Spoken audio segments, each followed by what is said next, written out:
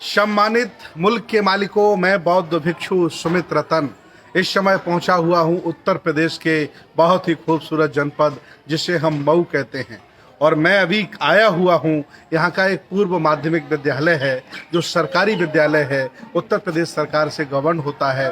और उसके प्रधानाचार्य हमारे साथ डॉक्टर रामविलास भारती जी हैं, जो इस विद्यालय को बनाने में, संवारने में और इसे खूबसूरत बनाने में इन्होंने अपना जीवन अर्पित कर दिया है। और अपने जीवन से कम 10 लाख रुपए इन्होंने इस विद्यालय को सजाने में, खूबसूरत बनाने में, बच्चों को बेहतर दुनिया दिखाने में, विज्ञानवाद, तर्कवाद और शिक्षा का मूल्य क्या ये बताने में खर्च किया है। मैं पहले आपको विद्यालय दिखाना चाहता हूं, फिर प्रधानाचार्य से आपकी बात कराऊंगा। एक नज़र डालिए आप, कितना खूबसूरत विद्यालय है। आप देख सकते हैं, इधर देखिए, ये गेट है, गेट में धम्म चक्र लगा हुआ है। और ये पौधे देखिए, कितने महंगे महंगे पौधे, कितने अच्छे अच्छे पौधे आदरणीय प्रधानाचार्य जी ने विद्यालय में लगाए। ऊपर धम्म चक्र आप देख सकते हैं।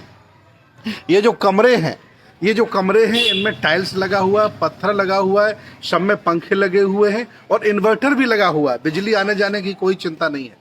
जो सुविधाएं इंग्लिश मीडियम स्कूल में प्राइवेट स्कूल वाले नहीं दे सकते हैं, आदरणीय प्रधानाचार्य जी ने अपने विद्यालय में अपने बच्चों के लिए करके दी हैं। ये मिसाल कायम की है। मैं आपको सामने दिखाना चाहता हूँ, विद्यालय का नाम लिखा है, आदरणीय प्रधानाचार्य जी आपके साथ खड़े हैं। और इधर देखिए, इन्होंने स्टेज बनाया है। यहाँ पर चाहे 15 अगस्त हो, 26 जनवरी हो, बुद्ध जयंती हो, कोई भी कार्यक्रम होता है तो यहाँ बच्चे अपना प्ले करते हैं। कोने में एक चैम्बर आपने बनाया है, वो बहुत ही अच्छा चैम्बर है। उसमें संस्कृति सभ्यता की झलक है और बहुत ही कॉस्टली चैम्बर डेवलप किया है। बगल में आपने एक बच्चों की बैंक डेवलप की है, बैंक। इनका मानना है कि बच्चे अपने हिसाब से वहाँ पैसे जमा करेंगे, अपने हिसाब से पैसे निकालेंगे ताकि उनको तकलीफ जीवन में ना आए। इसलिए आदरणीय बैंक की जो परिकल्पना है, आदरणीय प्रधानाचार्य जी अपने वक्तव्य में बताएंगे। पहले मैं आपको दिखा दूँ। इसके बाद आपने वहाँ पुस्तकालय डेवलप किया, पढ़ सकते हैं, महाबोधि पुस्तकालय एवं वाचनालय। ये पब्लिक के लिए इन्होंने खोला हुआ है।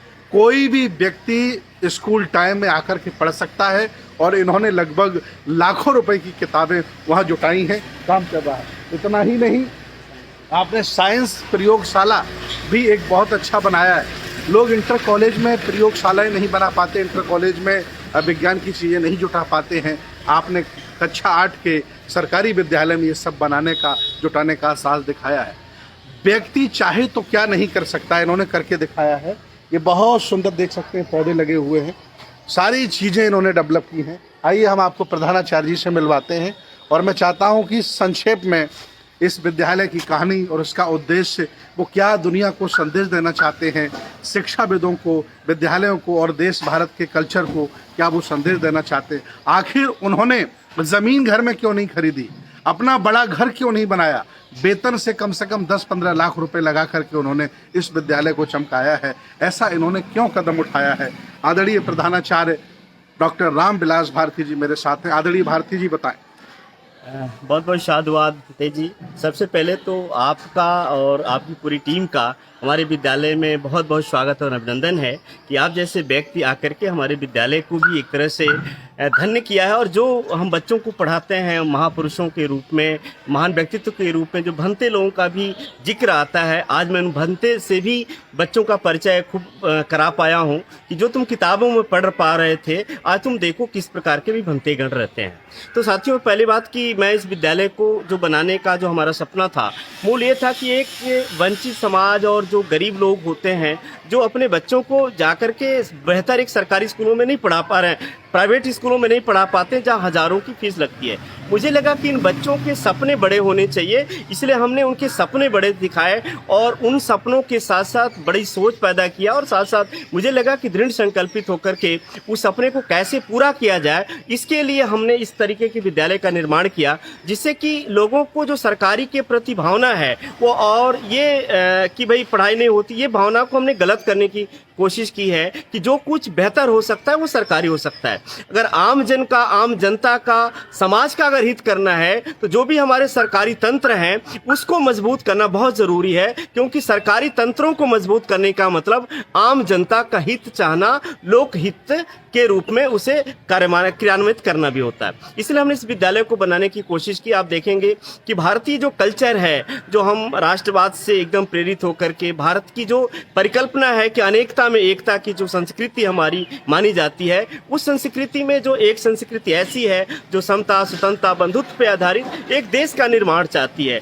तो उसको हमने इसमें स्थापित करने की कोशिश की, जिससे कि बच्चों को ये लग सके कि नहीं, हमें एक बेहतर समाज का निर्माण करना है। उनमें हमने तार्किकता भरने की कोशिश की, तार्किकता के साथ वैज्ञानिक दृष्टिकोण हमने कोशिश किया है कि उनके अंदर आ सके, और एक बेहतर समाज का निर्माण कैसे करते हुए अपने जीवन में अपने लक्ष्यों को प्राप्त कर सके। लक्ष्यों का निर्धारण करना भी हम लोगों की शिक्षकों की जिम्मेदारी है कि उन्हें बना सके। तो जो विद्यालय हमने इतना खूबसूरत बनाने की कोशिश थी, यही था कि बच्चे सपने देख सकें और उन सपनों को प्राप्त करें। उनके घर झोपड़ियों के पड़े हुए, मैं हर गार्जियंस के घर जाता हूं और जाके देखता हूं कि इनके पास खाने तक की भी दिक्कतें होती हैं। तो मुझे लगा कि इन बच्चों को अगर घर पे सुविधाएं नहीं है तो वो विद्यालय में रह करके वो सारी की सारी चीज़ें प्राप्त कर सकें, और इस तरीके के विद्यालय जैसा उनका घर हम कोशिश करते हैं कि बनाया जाए, वो जाकर के घर पे बेचैन हो जाए और ये सोचें कि हमें भी इसी तरीके के अपने घर का निर्माण करना है, हमें भी ऐसे ही बनना है। इसलिए हमको लगा कि ये सपने दिखाने चाहिए। हमने लाइब्रेरीज का निर्माण किया और एक पब्लिक लाइब्रेरी बनाई,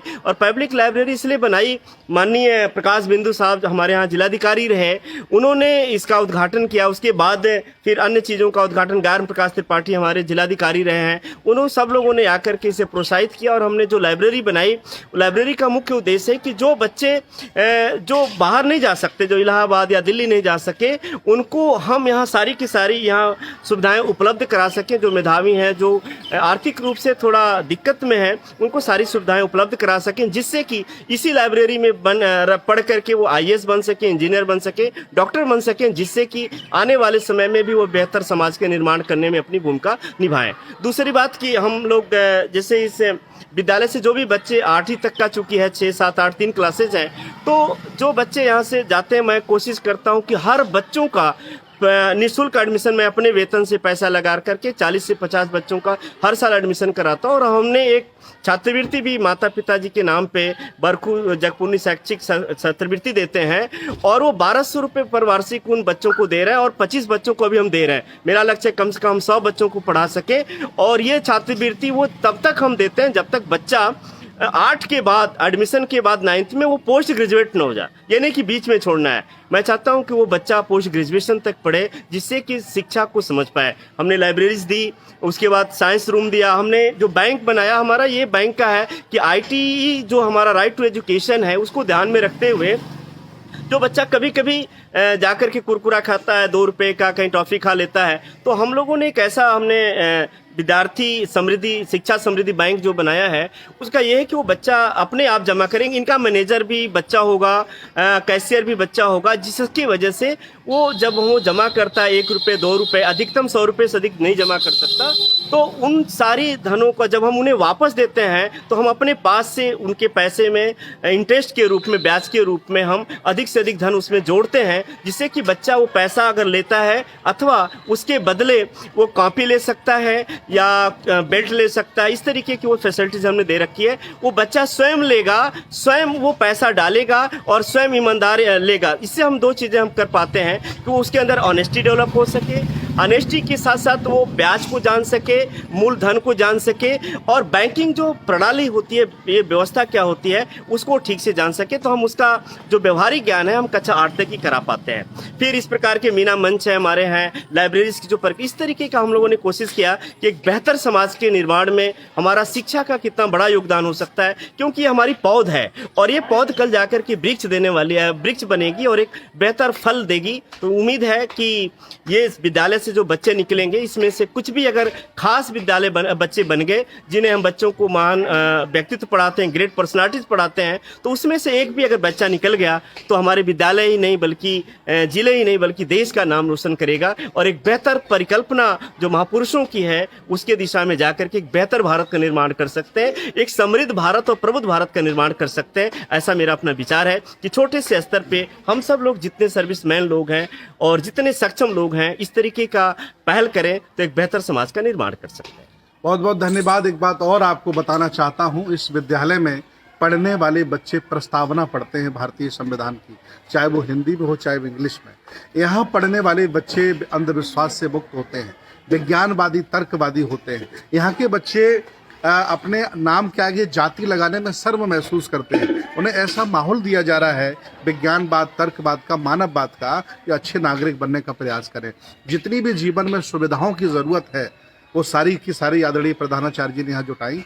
यहाँ आकर के मुझे बहुत खुशी हुई और मैं संदेश देना चाहता हूँ जितने भी हमारे सरकारी टीचर्स हैं उनको मैं निवेदन करना चाहता हूँ कि आप भी अपने विद्यालय में इस स्तर के काम कर सकते हैं। ऐसा करके आप कुछ अलग करके बच्चों की मदद कर सकते हैं और लोगों को सरकारी विद्यालय में जोड़ सकते हैं। भारत में जो निजीकरण करना चाहते हैं उनसे भी मैं कहना चाह रहा हूँ कि अगर राष्ट्रीयकरण करोगे और ऐसे जिम्मेदार लोगों को जिम्मेदारी दोगे तो राष्ट्रीयकरण को ये बेहतर बनाएंगे, जो भारत के लिए होगा मजबूत और संविधान के लिए होगा मजबूत और लोकतंत्र के लिए होगा मजबूत। आप कभी भी मऊ आइए तो इस घरौली के प्राथमिक विद्यालय में, पूर्व माध्यमिक विद्यालय में जरूर आइए। यहाँ आकर के आपको सुखानुभूति होगी और एक नई चीज, नई दुनिया देखने को मिलेगी। बहुत बहुत धन्यवाद, बहुत बहुत साधुवाद। धन्यवाद, धन्यवाद।